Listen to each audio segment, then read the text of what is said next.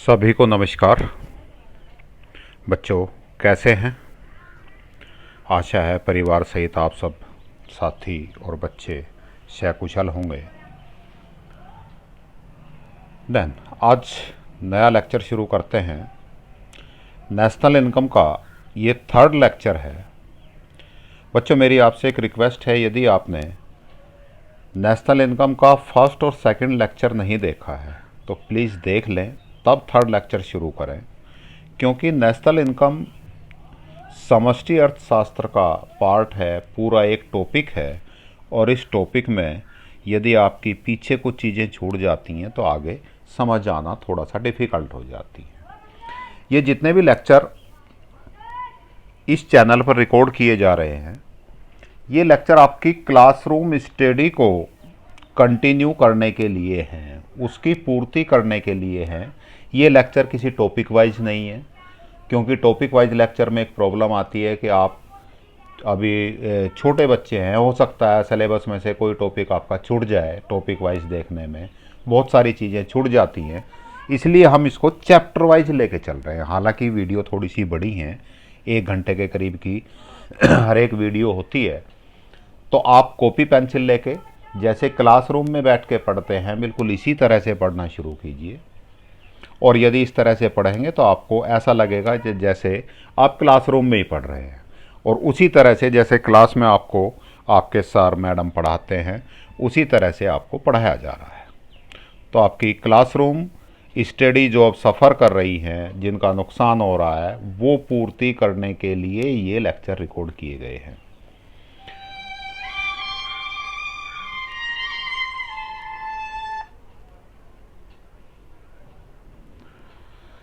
इन lectures का उद्देश्य 12th class के बच्चों को पढ़ाने के लिए है। इससे ऊपर के जो स्टूडेंट्स हैं ग्रेजुएशन लेवल के, उनके लिए ये लेक्चर बहुत ज़्यादा इफ़ेक्टिव नहीं है।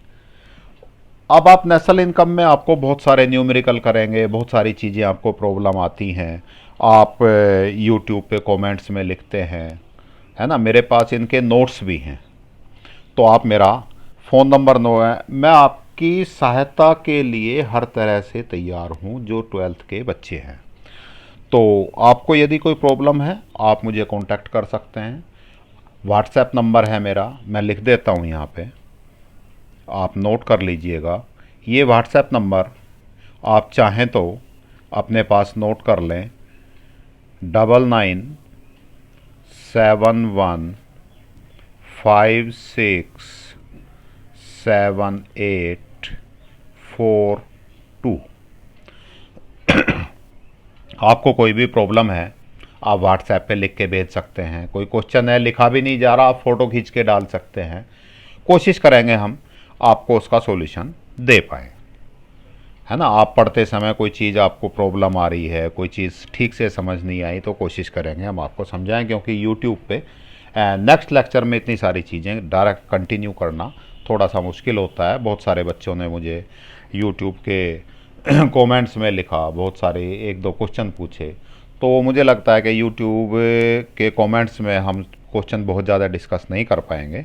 व्हाट्सएप पे हम अच्छे से डिस्कस कर सकते हैं। मैं आपको सॉल्यूशन का फ़ोटो भी भेज सकता हूँ, मैं आपको सॉल्यूशन व्हाट्सएप पे कर भी सकता हूँ। अर्जेंसी में मैं आपको कॉल करके भी समझा सकता हूँ, आप भी मुझे कॉल कर सकते हैं। वैसे व्हाट्सएप पे ही कांटेक्ट करें तो ज़्यादा बेटर है। चलिए, मैंने आपको ये फ़ोन नंबर दे दिया है, इसको आप नोट कर लीजिएगा।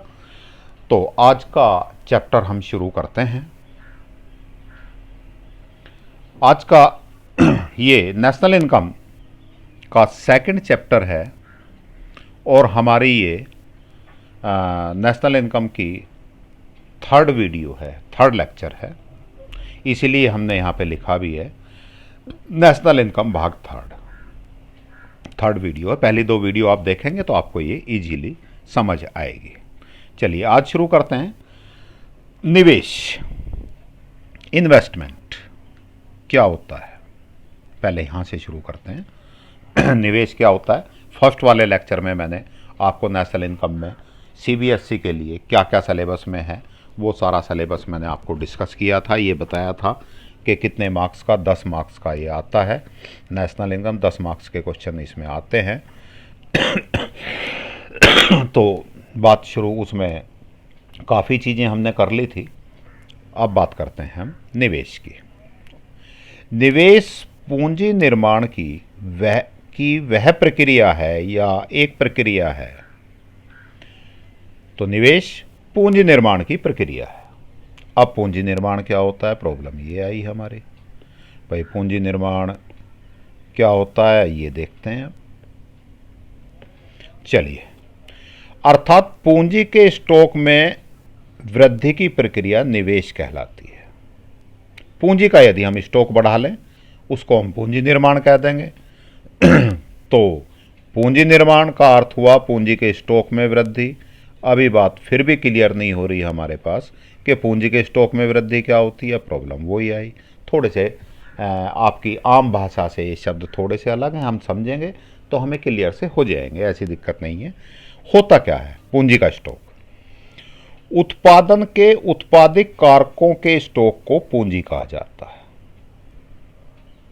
कुछ हुई बात क्लियर। हम किसी फैक्ट्री में उत्पादन करना चाहते हैं, फॉर एग्जाम्पल शर्ट का उत्पादन करना चाह रहे हैं हम। शर्ट का उत्पादन करने के लिए मानवकृत वस्तुओं का स्टॉक होता है हमारे पास। क्या क्या होगा हमारे पास, कपड़ा होगा, सिलाई मशीनें होंगी, है ना, मानवकृत वस्तुएं, जो ऐसी वस्तुएं जिन्हें हम बनाते हैं। हमारे पास हमने क्या किया होगा, यदि हमें वो भूमि श्रम पूंजी वो तो अलग चीज़ें हैं, उससे अलावा भी हमने कुछ वस्तुएं, कच्चा माल खरीदा होगा। कच्चे माल में क्या खरीदा होगा, धागा खरीदा होगा, बटन खरीदे होंगे, कपड़ा खरीदा होगा, कैंची खरीदी होंगी, सिलाई मशीन खरीदी होगी, ये सारी चीज़ें होंगी ना, ये मानवकृत वस्तुओं का स्टॉक है। और इनको कहते हैं उत्पादित कारक, वो कारक जो उत्पादन में सहायता करते हैं। और इन मानवकृत वस्तुओं के स्टॉक को हम कहते हैं पूंजी। अर्थात मान लीजिए 2 फैक्ट्रियां हैं मशीनें शर्ट के उत्पादन के लिए। एक फैक्ट्री वाले के पास 100 मशीनें हैं, 1000 मीटर कपड़ा है। दूसरी फैक्ट्री के पास 100 के बजाय 500 मशीनें हैं। 1000 मीटर कपड़े के बजाय 5000 मीटर कपड़ा है। उसी अनुपात में धागे बटन सब चीज़ें हैं। तो हम कहेंगे कि जो बी फर्म है, बी फैक्ट्री है, बी उद्योग है, वो उसकी उत्पादन क्षमता ज़्यादा है। क्यों? क्योंकि सिलाई मशीन इसके पास 100 है तो उसके पास कितनी है, 500 है। ज़्यादा शर्ट का उत्पादन कर सकता है, उसकी क्षमता ज़्यादा है। और दूसरे शब्दों में हम कह सकते हैं कि बी फर्म जिसके पास उत्पादन क्षमता अधिक है उसके पास पूंजी अधिक है। क्या कहेंगे हम कि उसके पास पूंजी का स्टॉक अधिक है। समझ आई बात? तो पूंजी निर्माण का अर्थ क्या हो गया कि एक फर्म के पास यदि 100 सिलाई मशीन है, कौन सी फर्म है ये फर्म है शर्ट का उत्पादन, शर्ट सिलने का काम करती है। इसने 100 से 500 सिलाई मशीन बढ़ा ली अगले साल। कितनी बढ़ा ली बेटा जी, 500। तो हम इसको कह देंगे कि इस फर्म ने पूंजी निर्माण किया है। क्लियर हो गई बात? तो उत्पादन के उत्पादित कारकों के स्टॉक को पूंजी कहते हैं। पूंजी क्या हो गई, मानवकृत वस्तुओं का स्टॉक हो गया, जैसा मैंने आपको एग्जाम्पल दिया। ये क्या करता है, पूंजी क्या करती है, जिनका प्रयोग, किसका प्रयोग, पूंजी का, मानवकृत वस्तुओं का प्रयोग और अधिक उत्पादन के लिए किया जाता है। पहले मान लीजिए ये 100 शर्ट पर डे बना रहा था, अब कितनी बनाएगा, 500 शर्ट पर डे बना सकता है। इतनी क्षमता बढ़ गई। क्यों बढ़ गई, क्योंकि पूंजी बढ़ गई थी। उत्पादकों के पास पूंजी का स्टॉक जितना अधिक होगा उतने ही उनकी वस्तुओं और सेवाओं को उत्पादित करने की क्षमता अधिक होगी। कोई दिक्कत नहीं है, समझ लिया हमने ठीक से। जितना हमारे पास पूंजी का स्टॉक अधिक है, इसके पास 100 सिलाई मशीनों का स्टॉक था, 100 शर्ट उत्पादन कर पा रहा था। इसके पास 500 सिलाई मशीन का स्टॉक है, 500 शर्ट। जितना ज़्यादा है उतनी ही वस्तुओं और सेवाओं का उत्पादन ज़्यादा होगा। देन पूंजी के स्टॉक में परिवर्तन को पूंजी निर्माण कहते हैं। इसको पूंजी निर्माण भी कहते हैं, जो यही हमने बात करी थी कि निवेश पूंजी निर्माण की एक प्रक्रिया है। स्टॉक में परिवर्तन क्या कर लिया हमने? स्टॉक में परिवर्तन किया था 100 सिलाई मशीन से। कितनी सिलाई मशीन थी इसके पास? 100 थी। 100 सिलाई मशीन से कितनी सिलाई मशीन बनाई इसने? 500 सिलाई मशीन। तो इसने क्या किया? पूंजी के स्टॉक में परिवर्तन कर दिया। अब इसका पहले से स्टॉक बढ़ गया। इस प्रक्रिया को हम कहेंगे पूंजी निर्माण। इस पूंजी निर्माण से क्या होगा? इसकी वस्तुएं और सेवाएं, ये तो वस्तुएं उत्पादन कर रहा है, तो वस्तुओं के उत्पादन करने की क्षमता बढ़ गई। जो पहले 100 शर्ट का उत्पादन करता था, अब कितनी शर्ट का उत्पादन कर रहा है? 500 शर्ट का उत्पादन कर रहा है। क्लियर हो गई बात? बेटा जी, वैसे मेरे पास नोट्स हैं, जो आप बच्चे मुझे व्हाट्सएप करके नोट्स मांगेंगे, मैं आपको भेज दूंगा। यही वाला PDF एज इट इज़ भेज दूंगा, यही जो चीज़ें लिखी हुई हैं। लेकिन आप इस वीडियो को बीच बीच में रोक के मेन चीज़ें चाहें तो आप लिख भी सकते हैं। जैसे निवेश की परिभाषा है, इन्वेस्टमेंट की डेफिनेशन है। वीडियो को रोक लो, पॉज कर लो, पॉज करके अपना लिख लो, फिर आगे बढ़ जाओ। देन अब निवेश क्लियर हो गया। निवेश की बात दिमाग में इमेज बन गई। इस व्यक्ति ने फर्म में निवेश किया और 100 सिलाई मशीन से कितनी सिलाई मशीन बना ली? 500 बना ली। एक सेंटेंस सीधा सा ये हो गया। आप क्लियर? दोबारा बोल देता हूं सेंटेंस। फर्म के मालिक ने निवेश करके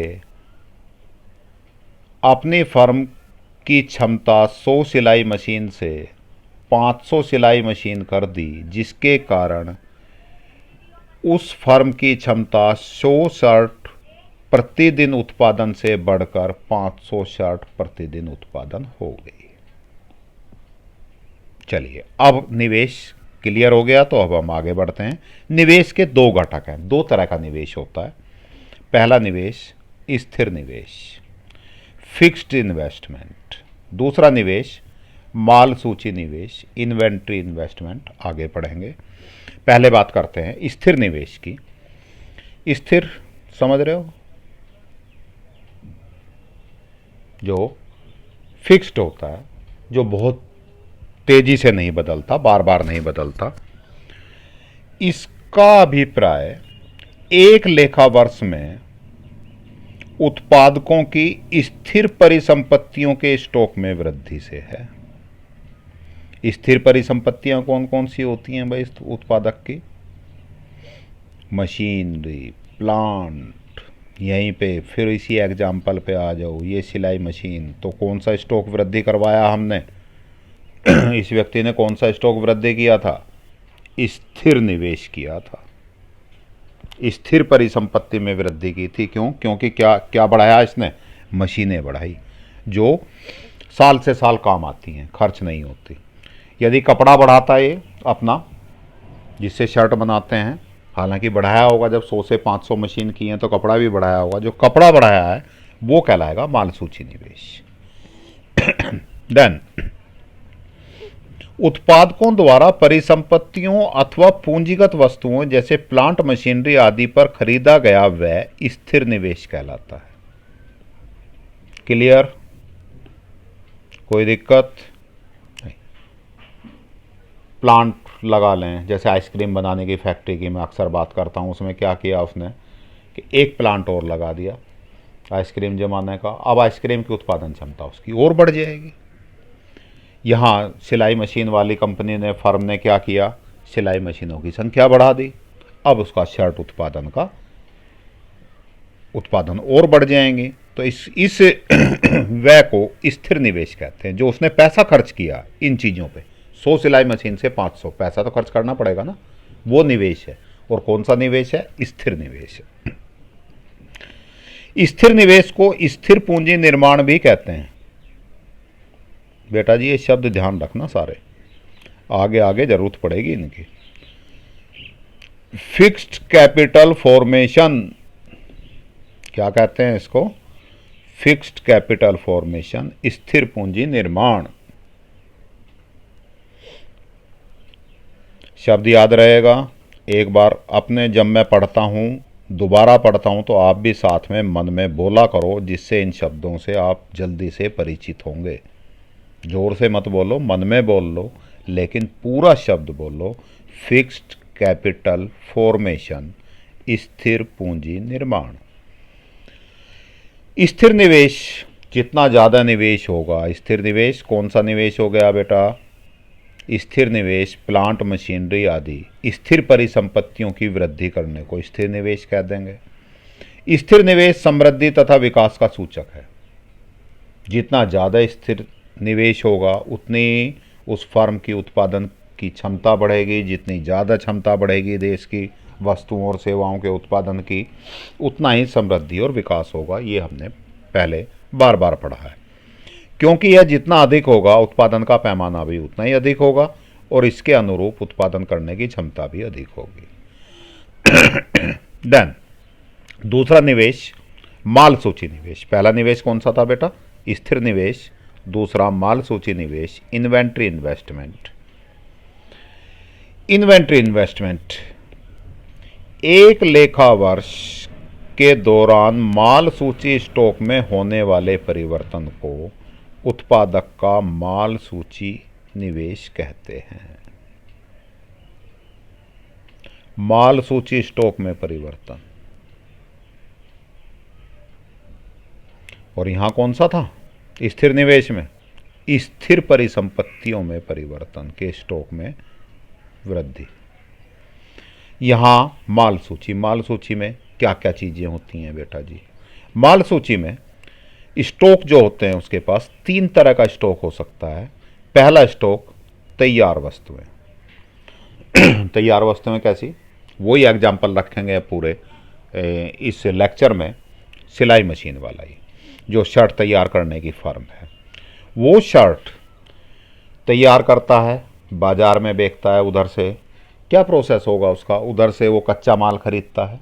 कच्चे माल में कपड़ा, सुई, धागे, बटन, ये सारी चीज़ें खरीदता होगा। इधर उसके पास मशीनें हैं, कैंची है और उत्पादक के अन्य कारक जैसे श्रम, भूमि और पूंजी और वो उन सारी चीज़ों की सहायता से वो शर्ट बनाता है। तो हम किसी भी दिन उसकी फैक्ट्री में जाएं तो हमें क्या क्या चीज़ें देखने को मिलेंगी? कुछ कपड़ा रखा मिलेगा जिसकी अभी शर्ट बननी है।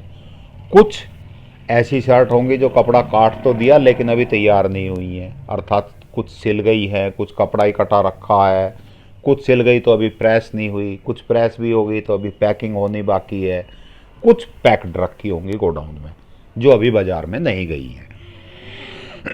तो उसके पास क्या क्या चीज़ें होंगी? तैयार वस्तुएं, अर्थात जैसे शर्ट है, पैक्ड है, डब्बे में पैक कर दी, बस बाजार जानी है लेकिन अभी बिकी नहीं है, अर्थात बिना बिकी वस्तुएं। दूसरी अर्ध तैयार वस्तुएं, अर्थात जो मैंने अभी एग्जाम्पल दिया कि कपड़ा काट लिया है, कुछ सिली हुई रखी हैं, कुछ केवल कपड़ा कटा हुआ रखा है, कुछ केवल सील ली अभी प्रेस हुए बिना बाकी बची हैं, कुछ प्रेस भी हो गई, काज बटन नहीं हुए, कुछ काज बटन भी हो गए, पैकिंग नहीं हुई, मीन्स जो भी चीज़ें। कच्चा माल, कुछ धागे रखे होंगे, कुछ रील बटन रखे होंगे, कुछ कपड़ा रखा होगा। इन तीनों को सम्मिलित रूप से माल सूची स्टॉक कहा जाता है। कौन कौन सी चीजें हो गई बेटा माल सूची में? तैयार वस्तुएं, ठीक है। अर्ध तैयार वस्तुएं जो अभी पूर्ण रूप से तैयार नहीं हुई हैं। कच्चा माल। इन तीनों को सम्मिलित रूप से हमने क्या कह दिया? माल सूची स्टॉक। इन्वेंट्री इन्वेस्टमेंट, इन्वेंट्री बोलते हैं इसको। नियोजित माल सूची स्टॉक या वांछित माल सूची स्टॉक। देखिए जी, थोड़ा सा फर्क है बेटा। ये जो स्थिर निवेश है जितना ज़्यादा बढ़ेगा, समृद्धि और विकास या उतना ही ज़्यादा होगा, उतनी ही उस फर्म की उत्पादन की क्षमता बढ़ेगी। तो ये तो जितना बढ़ जाए उतना ही बढ़िया, ऐसा ही है, जितना बढ़े उतना ही अच्छा। लेकिन माल सूची निवेश जितना बढ़े उतना ही अच्छा नहीं, इसके लिए हमें स्टॉक वांछित चाहिए। वांछित प्लांट क्या होता है अभी पढ़ेंगे। बहुत ज़्यादा कपड़ा खरीद लिया हमने, वो सारी फर्म कपड़े से ही भरी पड़ी है, दुनिया भर का पैसा लग गया, सालों में ख़त्म होगा, बिना मतलब वो पैसा क्या हुआ, बेकार चला गया। उस पैसे का ब्याज और देना पड़ रहा है, जबकि उस पैसे का इस महीने कोई उपयोग ही नहीं हुआ उस कपड़े का, उसमें से बहुत थोड़े कपड़े का उपयोग हुआ। या इतना भी कपड़ा नहीं खरीदा कि आज मिस्त्री खाली बैठे हैं, उनको कपड़ा ही नहीं मिल रहा बेचारों को काटने के लिए, तो उनकी मजदूरी फ्री की देनी पड़ रही है। तो ना तो स्टॉक बहुत ज़्यादा हो ना स्टॉक बहुत कम हो, इसको हम जितना ज़रूरी स्टॉक है उतना ही हो। क्योंकि ज़्यादा स्टॉक से क्या नुकसान होगा, पैसा ज़्यादा लगाना पड़ेगा, उसका ब्याज हमें देना पड़ेगा, है ना। और कम स्टॉक से क्या होगा कि हमारा मशीन का काम पूरा, जितना हमारा पर डे 8 घंटे काम करना चाहिए मज़दूरों को, मशीनें चलनी चाहिए, नहीं चल पाएगा कि बीच बीच में माल ख़त्म होता रहेगा। तो स्टॉक कैसे होने चाहिए, वांछित। वांछित स्टॉक या नियोजित, वांछित का दूसरा शब्द क्या है, नियोजित प्लांट। ये वह स्टॉक हैं जो उत्पादकों द्वारा अपने लाभों को अधिकतम करने की दृष्टि से बनाए रखा जाता है। कि इतना स्टॉक रखेंगे कि लाभ अधिकतम हो। उधर भी हानि हो जाएगी यदि स्टॉक बहुत कम है और उस दिन मजदूर बैठे रह गए कि भाई कि सर हमारे पास तो कपड़ा ही नहीं है, तो हम क्या शर्ट बनाएं। इतना कपड़ा होना चाहिए कि मजदूर खाली ना बैठें, लेकिन इतना भी ज़्यादा कपड़ा नहीं होना चाहिए या कच्चा माल नहीं होना चाहिए कि वो उसमें जो पैसा लगा है उसका ब्याज देना पड़े। जितना ज़्यादा ब्याज देना पड़ेगा उतना ही हमारा लाभ कम होगा। ऐसे ही उधर तैयार शर्ट हैं, तैयार शर्ट बाज़ार में बिकती रहनी चाहिए लगातार। गोडाउन में तैयार शर्ट का ही बहुत ढेर लग गया और वो बिक ही नहीं रही शर्ट, तो उसमें जो पैसा लगा हुआ है वो पूंजी हमारी फंस गई व्यापार में, उसका रोटेशन नहीं बन रहा है। फंस गई तो हमें और ज़्यादा पैसा लगाना पड़ेगा कच्चा माल खरीदने के लिए, क्योंकि पक्का माल तो बिक नहीं रहा, तो हमें ब्याज ज़्यादा देना पड़ेगा, इंटरेस्ट बढ़ जाएगा हमारा, तो उससे हमारा लाभ कम हो जाएगा। तो समझ आई वांछित स्टॉक क्या होते हैं। ये वह स्टॉक हैं जो उत्पादक द्वारा अपने लाभों को अधिकतम करने की दृष्टि से बनाए रखा जाता है। अनियोजित या अवांछित माल सूची स्टॉक, अनप्लान्ड, ये कैसे थे, प्लांट। मैंने सोच रखा है कि मुझे 100 मशीनों के लिए 1000 मीटर कपड़ा यदि मेरी दुकान में रहेगा तो काम चलता रहेगा। जब ये कपड़ा 1000 से घट के शर्ट बनते बनते 500 मीटर रह जाएगा, मैं बाहर से बाज़ार से फिर 500 मीटर मंगवा लूँगा, फिर 1000 हो जाएगा, फिर 500 खर्च होते फिर 500 मंगवा लूँगा, अर्थात 500 मीटर कपड़ा मेरे फर्म में कम से कम बना रहेगा, ज़्यादा से ज़्यादा 1000 मीटर बना रहेगा। तो ये वांछित स्टॉक हो गया। इधर मैं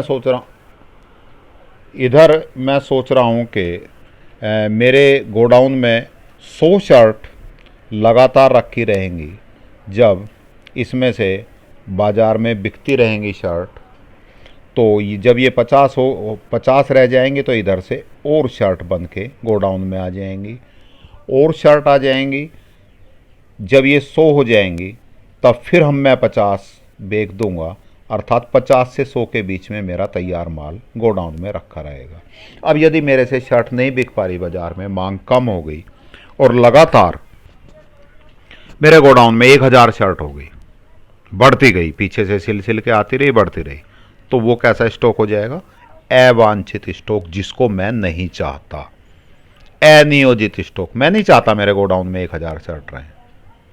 कितनी शर्ट चाहता हूं मैं, 50 से 100 के बीच में, सिलती रहें, बाजार में जाती रहें, पीछे से सिल के फैक्ट्री में से आती रहें, आगे जाती रहें। लेकिन मैं ये भी नहीं चाहता कि 50 से कम रहें, वो भी अवांछित स्टॉक हो जाएगा।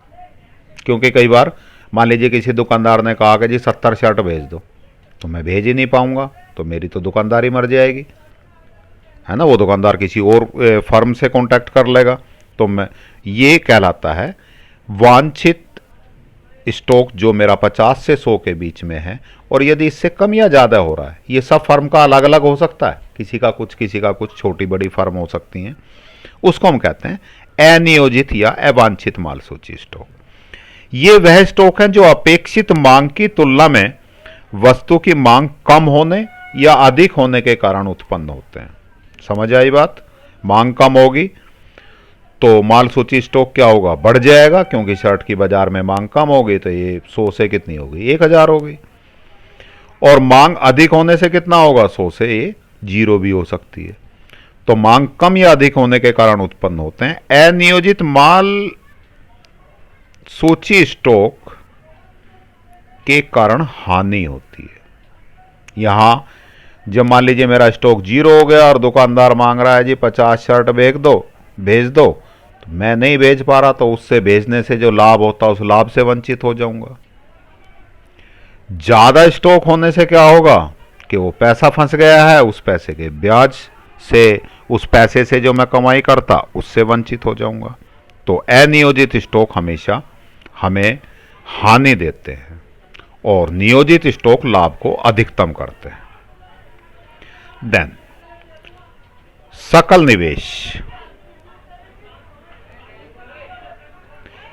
एक लेखा वर्ष के दौरान स्थिर परिसंपत्तियों तथा माल सूची स्टॉक को खरीदने के लिए किया गया व्यय सकल निवेश कहलाता है।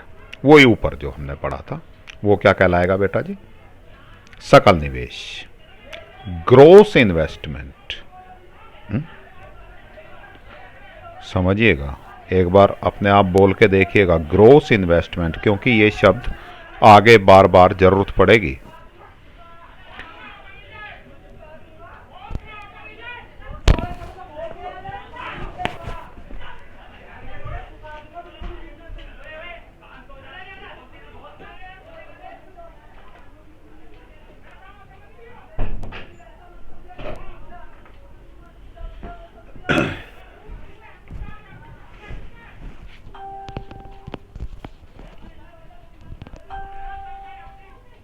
हाँ जी, सॉरी फॉर डिस्टर्बेंस बेटा, थोड़ा सा डिस्टर्बेंस हो गया था।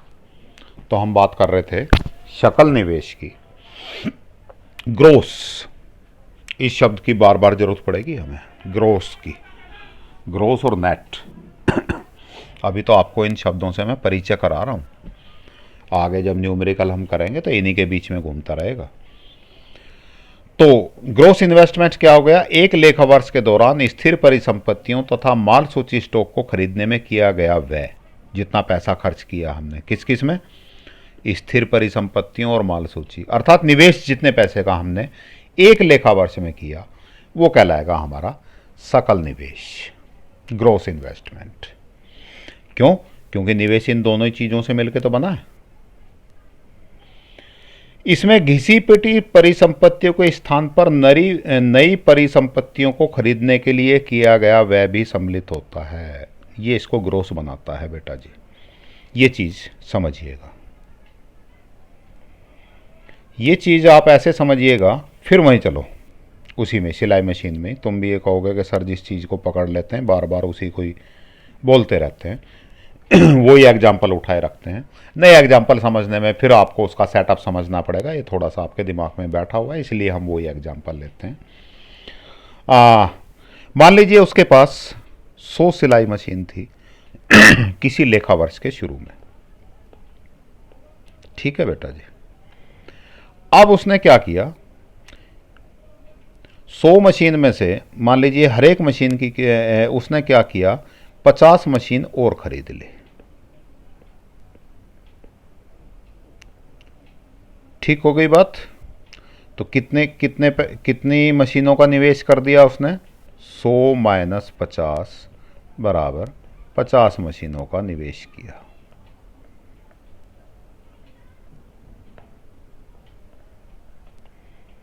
इसको मैं पैसे में बात करूं, मान लीजिए एक मशीन की कीमत 2000 रुपये थी, तो पहले वर्ष के शुरू में कितना था उसका, 2000 और 2 जीरो और लगा दूँ मैं, 2 लाख रुपए। 50 मशीन की कीमत कितनी हो गई बेटा जी? इसको मैं लिख देता हूँ 2000 गुणा 100। 50 मशीन का निवेश और कर दिया उसने, तो ये कितना कर दूं? 50 गुणा 2000।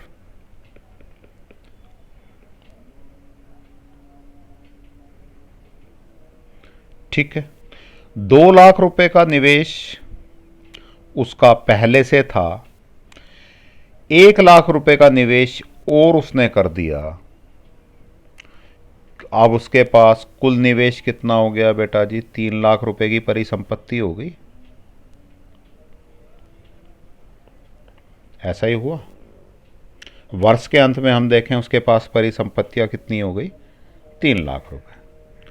लेकिन ये वाली मशीन बेटा पुरानी भी तो हो जाएंगी। क्या इनकी कीमत हमेशा 2 ही लाख बनी रहेगी? घट जाएगी ना। इन पे टूट फूट में भी खर्चा आएगा। ये मशीन भी जो 2000 की खरीदी थी, वर्ष के अंत में इसकी कीमत कितनी रह जाएगी? हो सकता है 1800 रुपये रह जाए। तो कुल निवेश उसने जरूर 1 लाख रुपए का किया, लेकिन मान लीजिए एक एग्जाम्पल मान लेते हैं, ये मशीन कोई ऐसी है कि आधी रह जाती है इसकी कीमत 1 साल बाद, तो उसी साल के बिल्कुल शुरू होते ही, लेखा वर्ष के शुरू होते ही खरीदी। लेखा मीन्स 1 अप्रैल को खरीदी, और 1 अप्रैल के बाद 1 अप्रैल 2019 को इसने खरीदी थी ये, और 31 मार्च जो लेखा वर्ष का अंतिम दिन है 2020 को जब इसने देखा, इस मशीन की कीमत 1000 रुपये रह गई। कितनी कीमत थी? 2000 रुपये। पुरानी होकर मशीन की कीमत कितनी रह गई? 1000 रुपये। इनकी भी कीमत घटी होगी। तो वास्तव में 31 मार्च को इसका, इन मशीनों का मूल्य यदि हम देखें तो कितना रहेगा बेटा? 50 मशीनें थी, कीमत अब कितनी रह गई? 1000 रुपये। कुल कीमत कितनी हो गई? 50,000 रुपये। निवेश कितना किया था? 1 लाख रुपये का। कीमत कितनी रह गई अब? 50,000 रुपये। तो इस निवेश को हम कहेंगे सकल निवेश। क्या कहेंगे? सकल निवेश। इसमें घिसी पिटी परिसंपत्तियों के स्थान पर नई परिसंपत्तियों को खरीदने के लिए किया गया व्यय भी सम्मिलित होता है। तो इसने क्या किया? 10,000 रुपये, 1 लाख रुपये का सकल निवेश किया, लेकिन शुद्ध निवेश कितना रहा? 50,000 का ही, क्योंकि 50,000 तो उन मशीनों की कीमत घटी गई।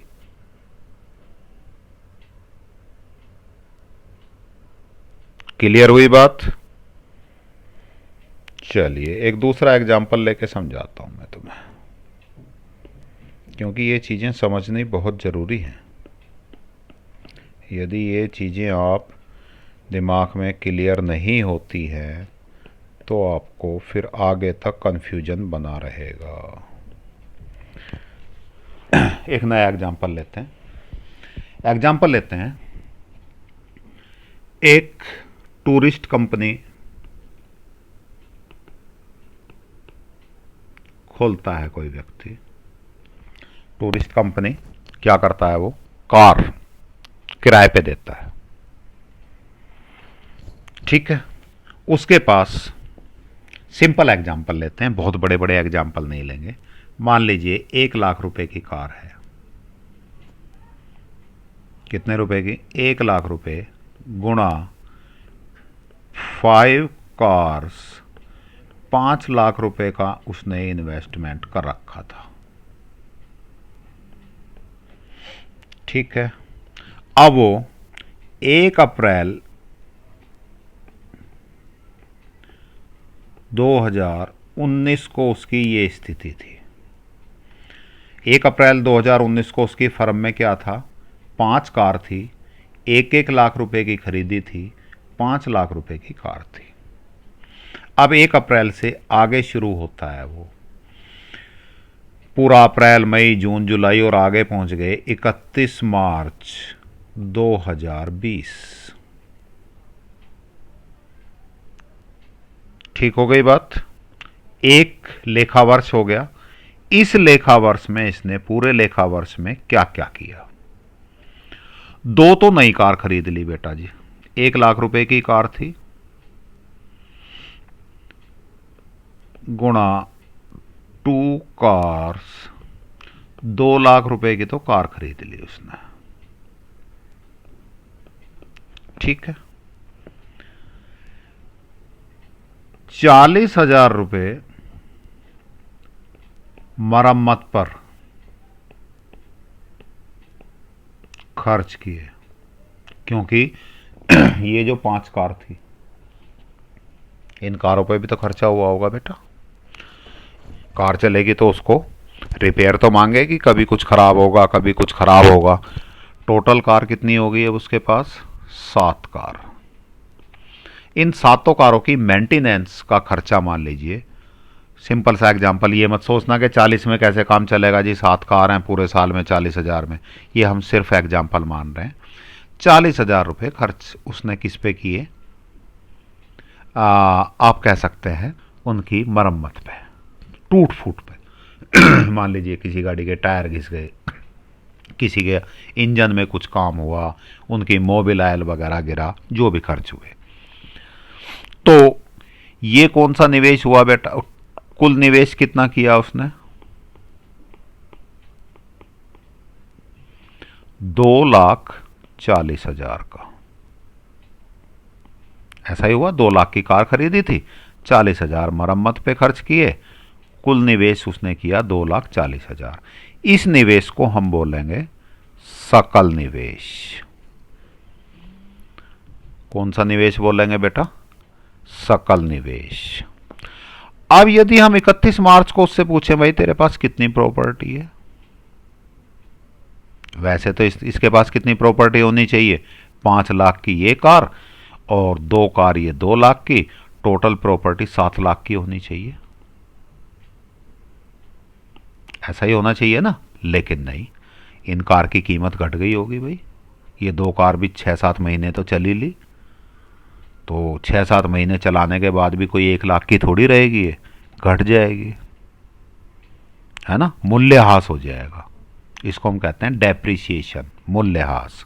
अभी आगे पढ़ेंगे हम ये सारी चीज़ें, इसलिए मैं एक्सप्लेन कर रहा हूँ आपको, यहीं से समझा रहा हूँ। मान लीजिए मूल्यह्रास, डेप्रिसिएशन, ये जो 7 लाख की कार थी, ये कार तो बेटा जी हो गई इसकी, कह सकते हो आप 7 लाख की कार की कीमत घट के हो गई 6 लाख रुपए। सबकी थोड़ी थोड़ी कीमत घट गई, तो 1 लाख रुपए तो यहां घट गए।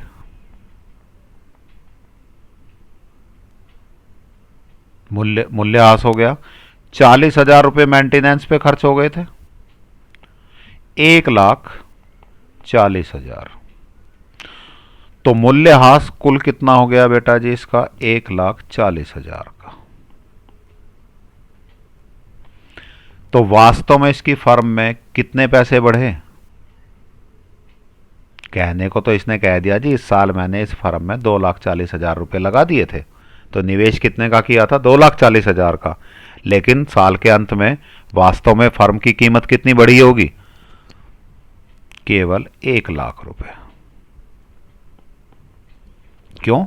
क्योंकि 1 लाख रुपए तो इनकी कीमत कम हो गई, यहां माइनस 1 लाख रुपए तो इनकी कारों की कीमत ही कम हो गई। 40,000 रुपये मरम्मत पे खर्च हो गए, है ना, तो 1,40,000 का मूल्यह्रास हो गया। बचे कितने? 2,40,000 कुल लगाए थे, बचे कितने? 1 लाख रुपए। तो इस निवेश को हम कहते हैं शुद्ध निवेश।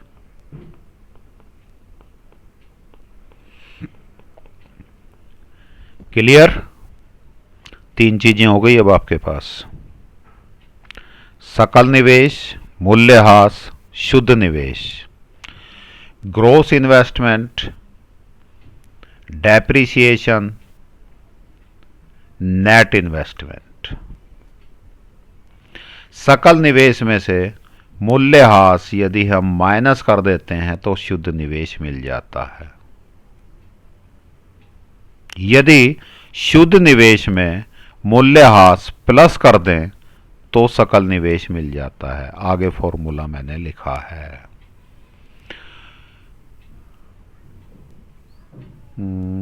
यहां लिख देता हूं, चलो। शुद्ध निवेश यदि हमें निकालना है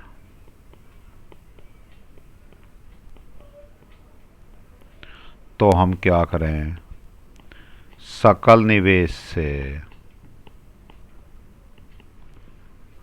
मूल्यह्रास माइनस कर दें।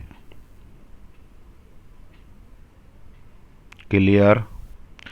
यदि हमें सकल निवेश निकालना है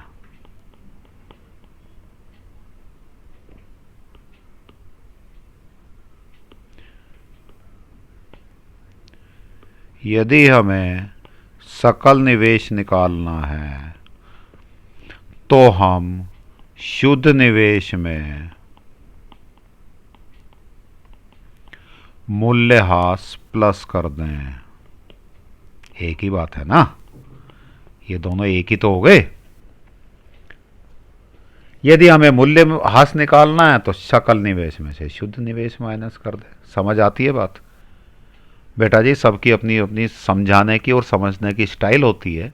यदि आपको समझ नहीं आ रही तो वीडियो थोड़ी देर पॉज करके समझ लिया करो।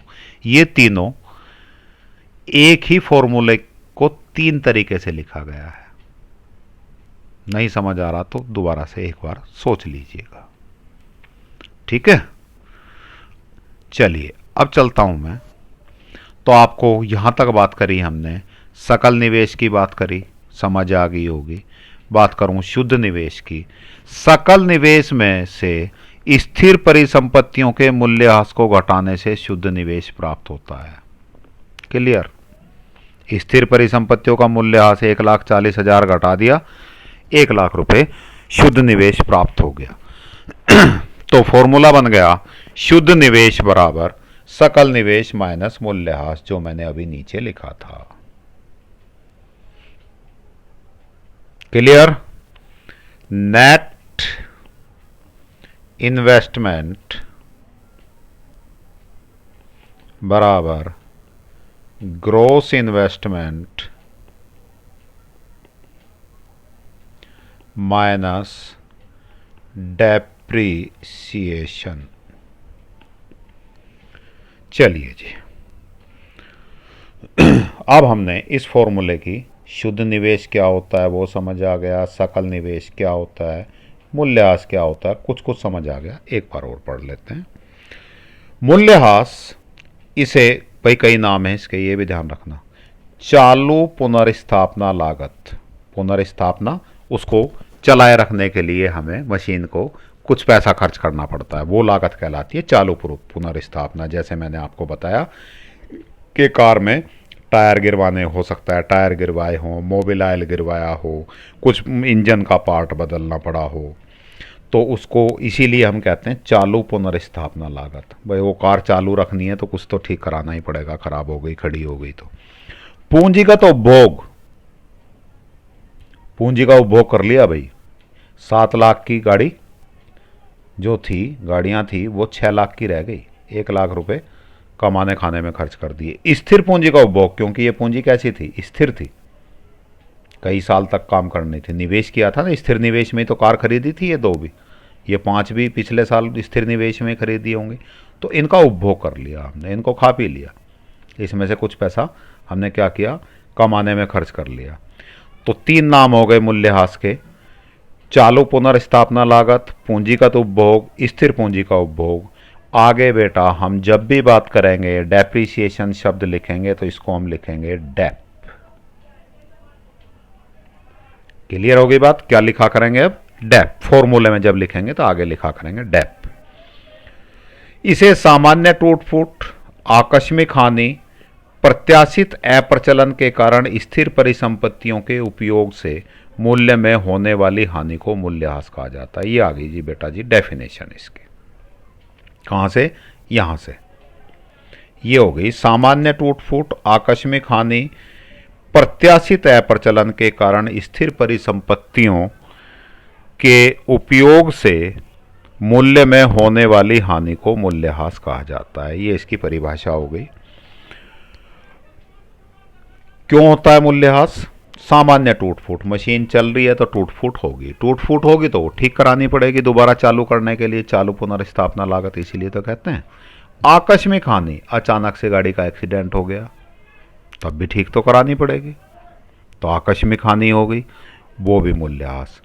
प्रत्याशित अप्रचलन, इसको अभी हम बताएंगे क्या होता है, इसको आप अभी ऐसे ही याद कर लीजिए। प्रत्याशित अप्रचलन के कारण स्थिर परिसंपत्तियों के उपयोग से, स्थिर परिसंपत्तियों को उपयोग करते हैं तो उनमें या तो टूट फूट होती है, पूरे साल उपयोग करेंगे, कोई आकस्मिक हानि हो गई, मशीन कोई मान लीजिए मोटर है, बिजली कम ज़्यादा तेज आके फूक गई, है ना, एक्सीडेंट हो गया तो आकस्मिक हानि हो गई, या चलते चलते मशीन की बेल्ट टूट गई, तो इस तरह की हानि आकस्मिक हानि।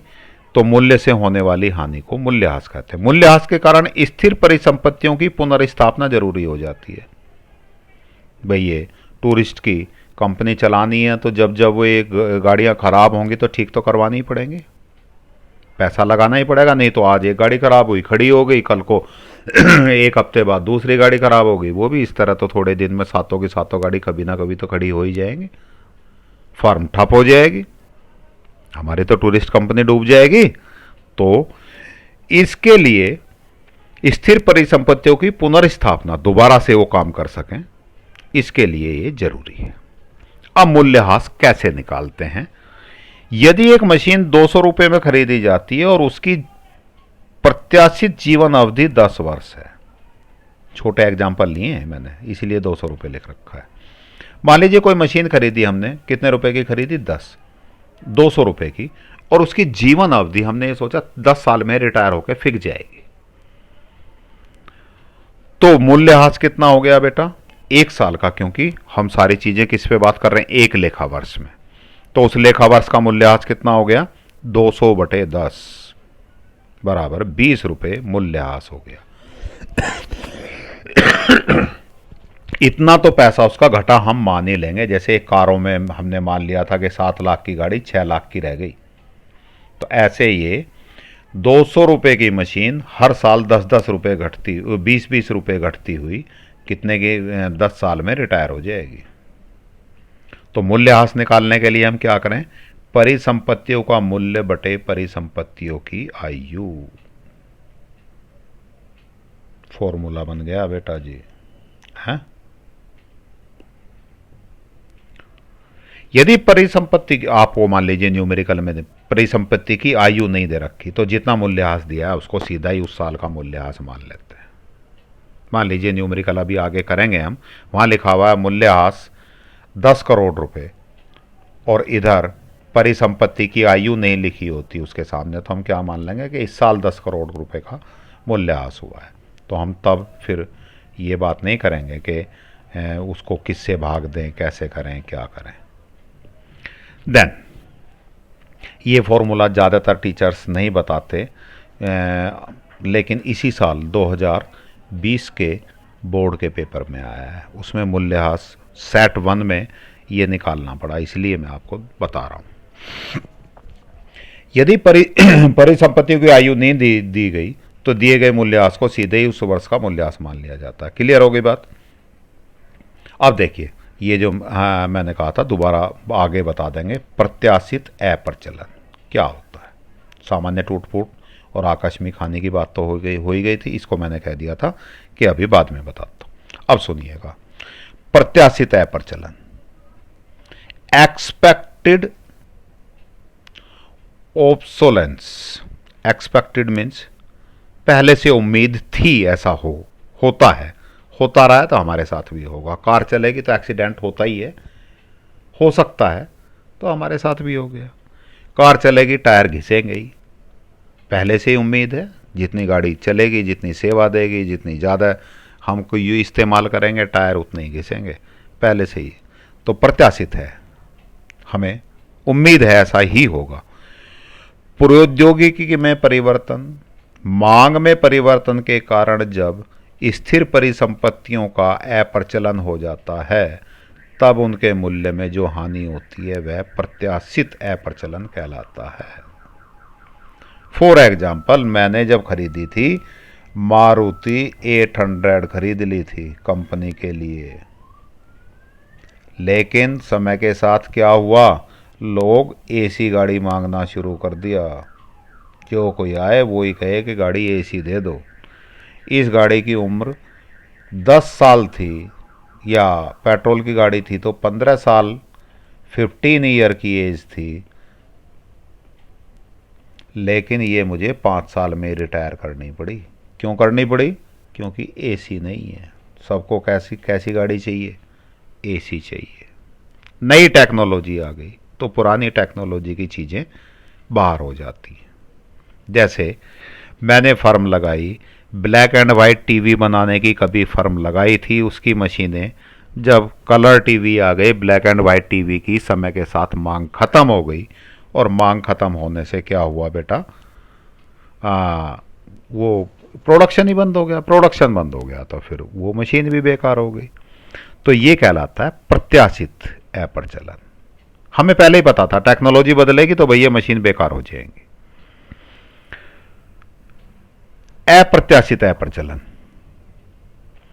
प्राकृतिक आपदाओं जैसे भूकंप, बाढ़, आग या आर्थिक मंदी के कारण परिसंपत्तियों के बाजार मूल्य में गिरावट। भाई कोई भूकंप आ गया, वो फैक्ट्री सारी गिर गई, मशीनें पशीनें सब डूब गई, बाढ़ आ गई, भूकंप आ गया, उसके कारण सब मशीन खराब हो गई। इसको हम कहते हैं अप्रत्याशित। हमें उम्मीद नहीं थी कि ऐसा होगा। ये सोच के हमने फैक्ट्री नहीं लगाई थी कि हमारी फैक्ट्री भूकंप में सारी टूट फूट के गिर जाएगी, सब जीरो हो जाएगा। हमने ये नहीं सोचा था कि हाँ इतनी तगड़ी बाढ़ आएगी कि सब मशीनें डूब जाएंगी, नुकसान हो जाएगा।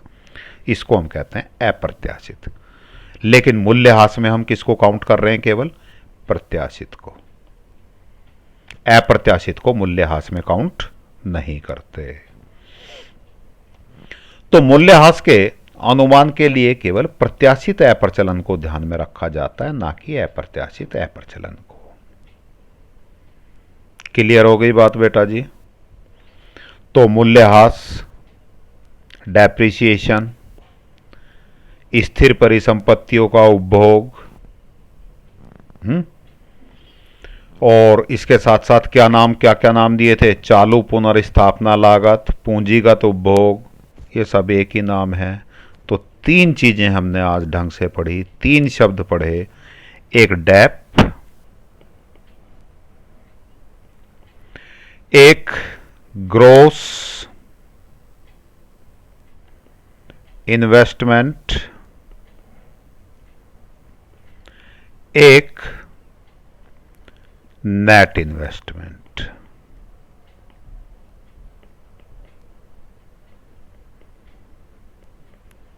इन तीनों का आपस में संबंध देखा। उम्मीद है आपको ठीक से समझ आ गया होगा ये संबंध।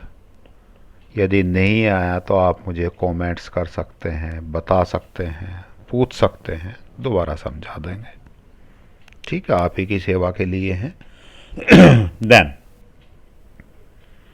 तो आज का एक बार हल्का सा रिवाइज कर लेते हैं। आगे राष्ट्रीय आय की अवधारणा की बात करेंगे। मुश्किल से आपको इसमें 7-8 लेक्चर लग जाएंगे बेटा जी। मुझे उम्मीद है कि 7-8 लेक्चर इसमें लगेंगे तो नेशनल इनकम जो 10 नंबर की है वो आपकी कंप्लीट हो जाएगी। देन आज हमने शुरू किया था, 2 लेक्चर हमारे पहले हो चुके हैं। आज हमने शुरू किया था, इसमें कहाँ से शुरू किया था बेटा जी? निवेश से। तो हमने निवेश की परिभाषा जानी, पूंजी का स्टॉक क्या होता है ये जाना, पूंजी निर्माण क्या होता है ये जाना, निवेश 2 तरह का होता है, स्थिर निवेश क्या होता है ये जाना, माल सूची निवेश मीन्स इन्वेंट्री इन्वेस्टमेंट क्या होता है इसके बारे में हमने पढ़ा। इसके बाद मैं इन्वेंट्री इन्वेस्टमेंट में 3 तरह की वस्तुएं, तैयार वस्तुएं या बिना बिकी वस्तुएं, अर्ध तैयार वस्तुएं, कच्चा माल, ये सब चीज़ें हमने। नियोजित और अनियोजित माल सूची स्टॉक पढ़ा। इसके बाद फिर हमने सकल निवेश की अवधारणा की बात करी कि सकल निवेश क्या होता है, शुद्ध निवेश क्या होता है। इसके साथ साथ मूल्यह्रास डेप्रिसिएशन क्या होता है, इन तीनों के बारे में पढ़ा, तीनों के संबंध के बारे में पढ़ा। बेटा जी आपसे मैं उम्मीद करता हूँ कि मुझे इसको और ज़्यादा इम्प्रूवमेंट के लिए कुछ सलाह दीजिएगा। क्या एक्सप्लेन जितना समझा रहा हूँ इससे कम समझा के जल्दी जल्दी आगे बढ़ूँ, मीन्स स्पीड बढ़ाऊँ या और स्लो करूँ, या स्पीड इतनी ही रहने दूँ? थोड़ा सा मुझे आप सजेशंस देंगे तो वीडियो और ज़्यादा इम्प्रूवमेंट होंगी, ज़्यादा अच्छे से आपकी मैं सहायता कर पाऊँगा। तो आप सलाह अपने कमेंट्स में दे सकते हैं। वीडियो आप सब्सक्राइब करेंगे तो नेक्स्ट वीडियो अपलोड होते ही आसान रहता है कि आपको तुरंत पता लग जाता है कि सर ने वीडियो डाल दिया, तो आप आसानी से देख सकते हैं। ठीक है बेटा जी, आप जब लाइक और सब्सक्राइब करते हैं तो आपको इजीली अवेलेबल हो जाता है। कमेंट्स करते हैं, आप अपने क्वेश्चन कुछ पूछना चाहें तो कमेंट्स कर सकते हैं। चलिए, थैंक यू। सभी बच्चों का बहुत बहुत धन्यवाद, आपने मेरी बातें ध्यान से सुनी। Thank you.